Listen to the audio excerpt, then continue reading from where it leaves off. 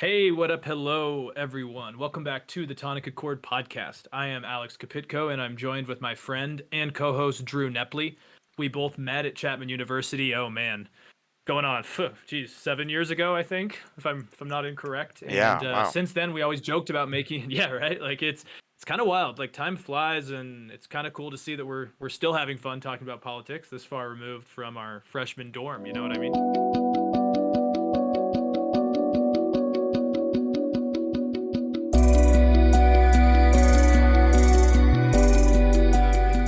Did you happen to catch any of the G7? Speaking, like, kind of staying on the international stage. I've been keeping tabs. I haven't been like watching the anything live, but I've been keeping tabs on what's going on. But you go ahead. What's been going on?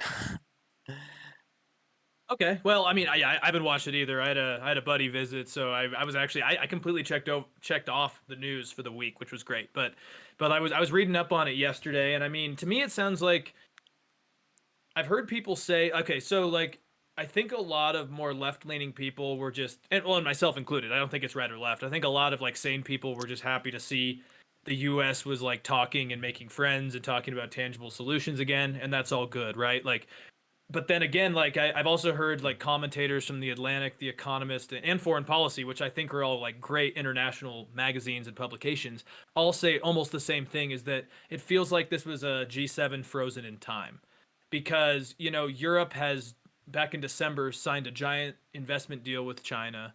The UK has left, the Jesus, I'm spacing the EU.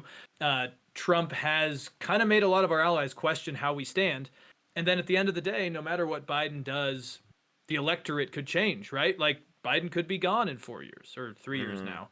And I so like as good as it looked on paper, it was nice seeing Angela Merkel and Biden smiling at each other. And it was nice seeing Boris Johnson and Joe Biden get along. And it was nice seeing them agree on China, which we'll get into a little bit just the first take here, but it's just I almost feel like it's kind of like the world has moved on in a lot of ways, and we couldn't even agree on like a tangible comprehensive Chinese policy together because I don't think our allies trust us even with Biden back. Yeah, well, I mean, I do think that there are wounds that are. I think there's political realities that Europe has realized that just that they can't rely on America for everything, right? I think um, that's something that Donald Trump succeeded in, unfortunately, is letting our allies know that we're not going to always just have their back and pay for everything willy nilly, and you can't trust the consistency among presidents. I think that everyone knows that dealing with America, you get a different president every 4 to 8 years. That's always been the case. But I think that there's been a consistency among Democrats and Republicans that Europeans were our closest allies. Well, since World War II, that is. That like especially England and France, but obviously the rest of Europe, Western Europe, has been our allies since then. But that consistency, I think Trump broke that wheel. And so they don't really like, yeah, they know that Joe Biden's on their side, but they don't know where it could very easily literally go back to Trump soon. So I understand their hesitancy, but I do think that it's important to recognize the vast difference between the way our allies treat Joe Biden and Trump. I mean, even just the body language of how they interact is incredibly different. I mean, I remember all those stupid like gaffes of like Trump like elbowing dudes out of the way to get in the front of the line and then being like ostracized. Like you could see, I remember the great memes, man, of like Angela Merkel and like Justin Trudeau like chatting it up and memeing, and then Donald Trump is like right behind them alone. Obviously, those are just like one-off photos, but I think in general, from the reports we got, it was true that Donald Trump felt isolated from the rest of the world leaders. That they make fun of him behind his back. Boris Johnson was caught hot mic'd making fun of Donald Trump behind his back with Justin Trudeau, I believe. So like, and then now the way they interact with Biden, it is completely different. You could say it's all fanfare and show. Sure, that could be valid criticism, but I do think it's worth noting that how our world leaders interact with each other is important. It's almost like jobs in the real world. Like so much of it's like half of hard work, but it's half who you know, and it's half of like how personable can you be? I'm sure that same thing applies to world leaders at the top stage. Yeah, there's some policy, like obviously there's like policy realities and a lot of complex issues, but I do bet that if you can get along, if you can make Boris Johnson laugh a little bit, you could probably get a lot farther than someone who couldn't. Or you know what I mean? Like you can't downplay the like being humane and humanity and how that can play into diplomacy. So I do think it's important to note that Biden is really good at that. He's really good at being the nice guy that smiles, that shakes your hand.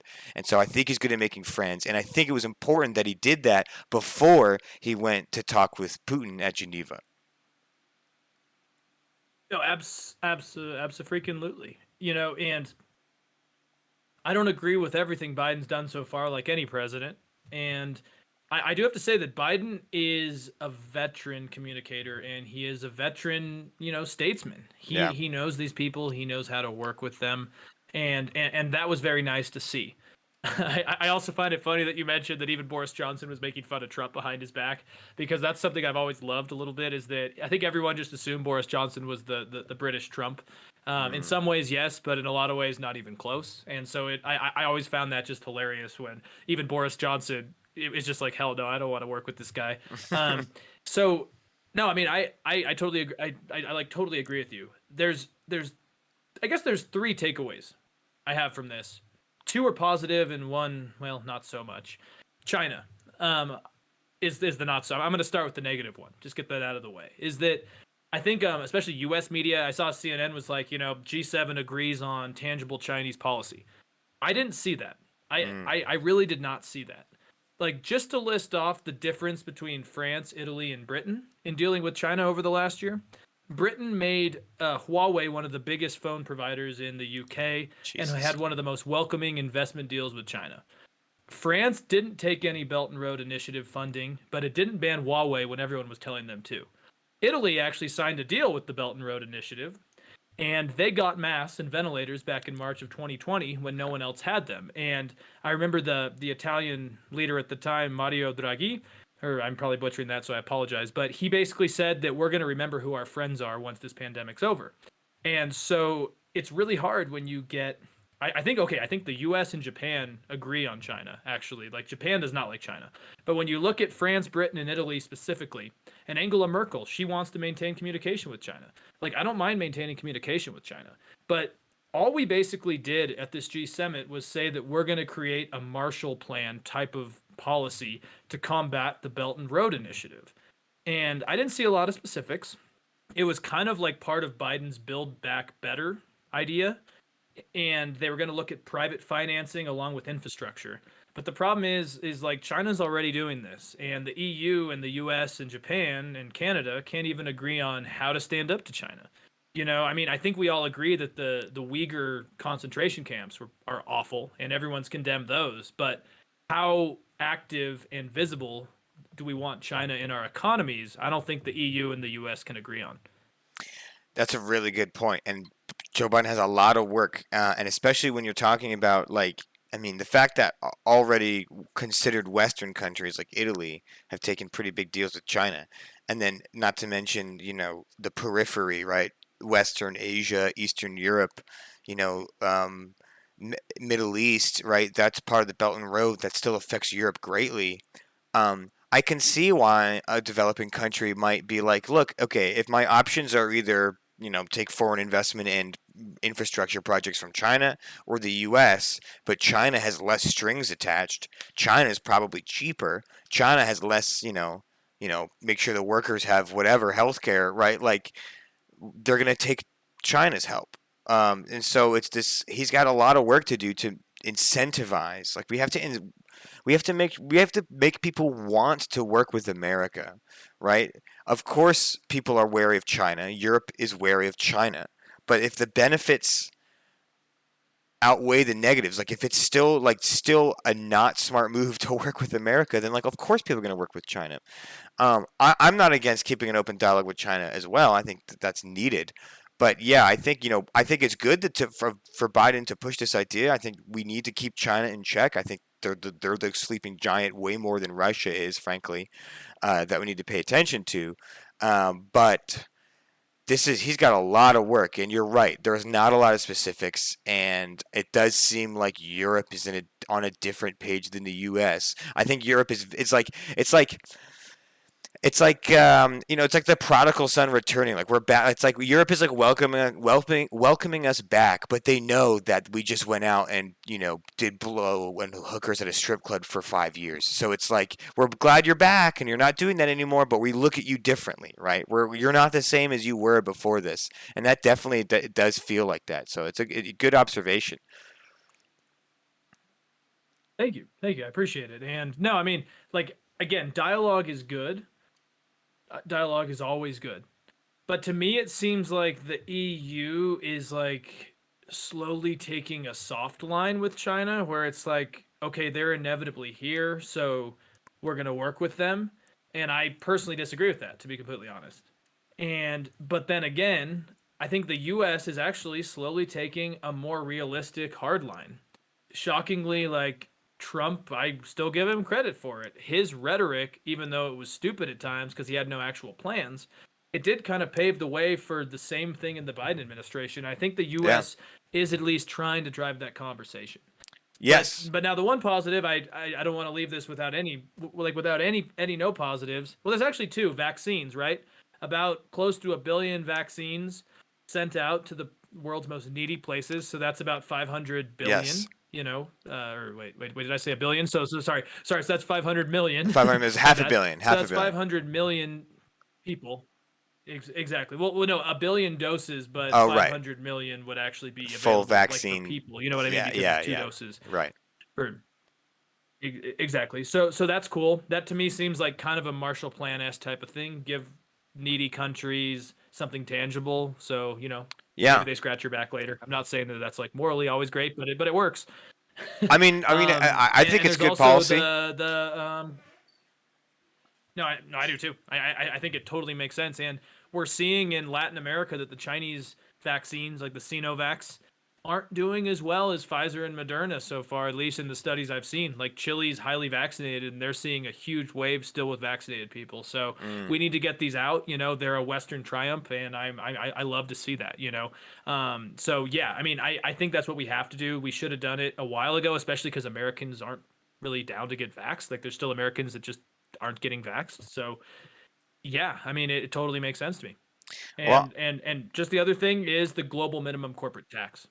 Sorry, you were. Oh yes, yes, the global minimum corporate tax. That's a tough one. I think that one.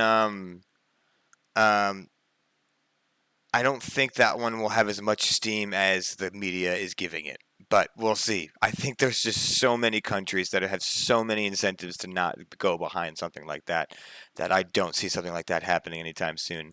But it's interesting to talk about. It's similar to like UBI. I think the conversation we're having now around these topics are something that maybe come to fruition 30, 40 years down the line. But it's interesting to start having these topics discussed. But I don't see a global corporate tax rate.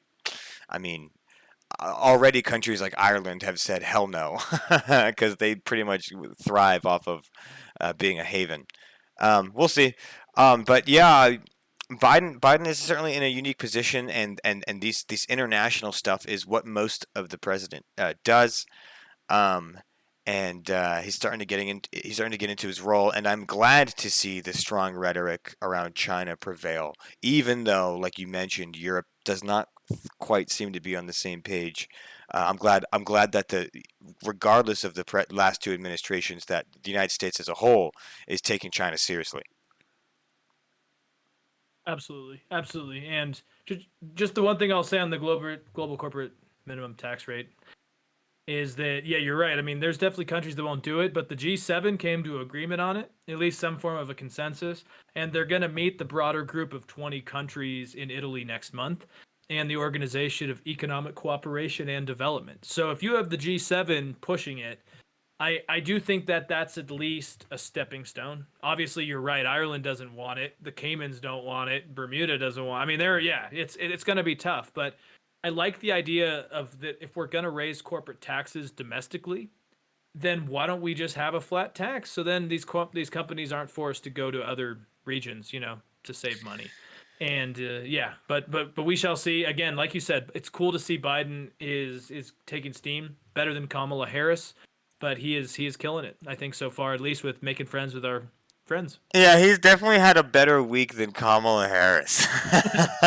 She's had a pretty rough one. She can't seem to win with anybody.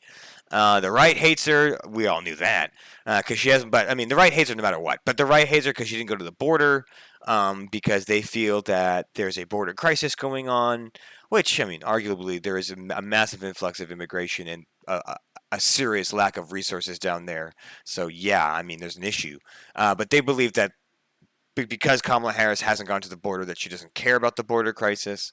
And then people on the left are pissed off with Kamala Harris because she went down to Central America and verbatim said, "Do not come. If you're thinking about coming to the United States, don't make the journey." Which to a lot of progressives, they see that as a continuation of anti-immigration rhetoric from the Trump era. So she's really between a rock and a hard place. She can't win with anybody. And she's had a pretty bad week. Frankly, this is just my personal opinion. I don't want to make anyone uncomfortable, but I kind of find her annoying, and I think it's been pretty funny to watch. But, that's just me. We are highly in agreement on that one. Watching Lester Holt, like Lester Holt had an interview with her, and he literally just asked her. He's like, "So why don't you just go to the border?" And she's like, "Oh, you don't even." I forget exactly what she said, but it was snarky, and it reminded me of why I disliked her during the debates. Oh, because we did go to the border. She said we did go to the border, and then she's like, "Well, you haven't." She's like, "Well, I haven't, but someone else did." Like she basically didn't answer the question correctly. It was like, oh my god.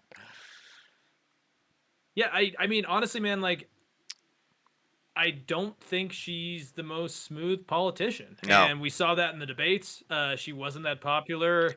And, Biden picked her for a myriad of reasons, and I hope that pays off for him. But I'm not particularly impressed. But I don't want to go down a Kamala rabbit hole, at least personally, because, I mean, I do think she's interesting because I don't really think either side particularly likes her if you look at the more extremes.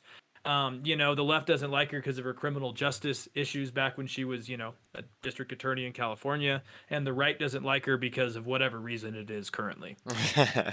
It's just funny to compare that, we don't got to go that rabbit hole. It's just funny to compare that the VP had a pretty crap week, and then Biden's actually doing all right. Absolutely. Walt, before we maybe end with some domestic stuff, just any thoughts on Putin and Biden? I think that's tomorrow. We're recording here on Tuesday. Yeah. 15th. Any thoughts on that one? Yeah, I mean, I think it's a victory for both already. Biden wants to show that he's tough on Russia, and he tried as best as he could to rally and ally all of his European buddies and try and get everyone on the same page before Russia. How successful that is I think too early to tell, but at least he's doing that and talks to them. And I think that now that he's talking with Putin, I think he'll be able to air some stuff out. Who knows what they'll talk behind closed doors? But it shows that he'll be tough on Russia and takes Putin seriously and kind of, grandstands Americans' positions. On the same page, though, Putin, I think, also gets a W as well because he gets to, I'm already seeing a ton of comparisons to, Reagan and the Cold War and, Gorbachev and all these great historical moments in these summits between American and Russian leaders. So it puts Putin on the global stage as a superpower. He has a chance to maybe go toe-to-toe with Biden and prove that he's still pretty tough. So I think for both of them, it's a political dub. We'll see what actually happens behind, whatever. I'm curious to see if Biden will bring up the bounties on our soldiers. He's made inflammatory comments like he thinks that Putin is a killer, which I think he is too. But the fact that a head of state has said that and now they're going to go shake hands is significant. So it should be interesting. But I think for their own domestic politics, it's a dub for both. Yeah, probably. I mean, I think that the calculation, at least on Biden's team, would be that there's some serious issues that we need to talk about, still being in Crimea, hacks, interfering in 2 domestic elections, including Biden's hacks, the suspected poisoning of Alexei Navalny. And so I think the calculation is Biden's team is basically saying like, yeah, we need to like make this public and we need to like really make this a big deal. But I can't, my brain just can't help but going back to when John F. Kennedy met Nikita Khrushchev and just got his ass wiped. I mean, there's a quote from Kennedy himself where he said, he just beat the hell out of me. And, Kennedy was unprepared and wanted to kind of make this a big deal, and Khrushchev was decades experienced in this stuff, and he didn't have any time with Kennedy. Obviously, Kennedy was young. The report said he wasn't prepared, and this was right after the Bay of Pigs disaster, so I think he got criticized for that. Uh, Biden is obviously a statesman. He was a vice president. He has experience, but again, yeah, so does Putin. And I do right. worry that just give like you said, it makes the Russia look like a superpower, and it's not a superpower. So I don't know, man. It's gonna be fun to see, I guess. I mean, yeah, they cause they are definitely a threat, but they're not a superpower. But it'll be interesting to see how Biden deals with Putin because every president has had it differently. I think if you look at like Reagan and Clinton, they had more like rapport and they had like chemistry with Russian leaders. Whereas and if you look at like Bush invited Putin to barbecues. Trump certainly praised Putin a lot, gave him sports balls and stuff like that, whatever. Whereas Obama was a little bit more cold. I'm interested, but where none of these have worked in bringing Russia closer to the West, right? So it's gonna be interesting to see what approach Biden takes. I don't think he's going to be very warm. I don't think they have any chemistry whatsoever. I think these guys are pretty. I don't think they like each other at all. So it'll be interesting to see what kind of rapport they come up with, if there's any, and how they duke it out. But um, I do think it's a notable shift in the way the United States is rhetoric around Russia from the previous administration. Very good point. Very good point. And yeah, we'll have to see. Probably put this episode out today, so at least our thoughts can be before it happens. But yeah, it's going to be interesting. And I mean, I think conversation is always good. You just don't want to be taken advantage of, and I think that's True. what we'll see. I don't think I kind of see Biden as that cantankerous old uncle who might fight back, but He had a Putin good is quote though. quite smart, as we know. He referenced Reagan though because I asked him about talk about Putin and trusting his word and like about the hacks and stuff, and Putin said because Reagan had a famous quote where it was trust but verify. I think that's Mhm. also taken from someone else, but Reagan said it a lot and popularized it. Uh, and Biden said, verify first and then we'll trust. And so he's even taking, I think, a harder stance than even past Republican presidents, where he's like, I'm not even going to trust first. Like we are going to have to verify everything. If we come to agreements on, because one, like for example, one is Putin had talked about extraditing Russian hackers to the U.S. as long as the U.S. is willing to extradite U.S. hackers to Russia. And Biden had mentioned that he's open to that idea. That yeah, if we're really talking about criminals that have been harbored in the United States, we'll give them up if you give us the Russians who hacked our U.S. companies not long ago. So that's sign of real progress, and that's sign. And he's mentioned that if that was to happen, everything would be heavily verified. So I think it's interesting that again that even quoted something similar to Ronald Reagan, which was verify first then trust, a little bit of a play on trust but verify. I think it shows he's pretty serious, and there is a little bit of progress being made. So I'm actually not fully skeptical. I actually think that this could lead to something, but of course, there's a lot of work to do, and they don't have a very good chemistry. They definitely don't. And you're right. Like I don't see Biden just taking Putin for his word No, or at his word, like Trump did, back in Helsinki, for example. Now, my issue with the thing is that with the hackers, Putin's government kind of allows these hackers to work without any accountability with the Russian government. And the US does hold like illegal hackers even in our own country accountable. So like I feel like these like that's the difference is these hackers in Russia, they like aren't state actors, but Putin turns a blind eye to them or Putin's government does. And so like to me it's like there needs to be accountability in Putin's side of it as well because he sure. knows what's happening and he likes it. He's just not funding it. Sure. But like you said, it is a step, and like at least they're having a conversation. I think in a weird way, Putin probably respects Biden more than he did Trump, even though he Oh, said that no he doubt. sympathizes with the January 6th stuff, you know. No doubt. I So mean, dude, they made they so would yeah, they made references to Trump as like a smarming simp on Russian state TV, dude. Putin didn't respect Trump. No way. That guy kissed his ass. I don't think Putin respects anyone who kissed ass.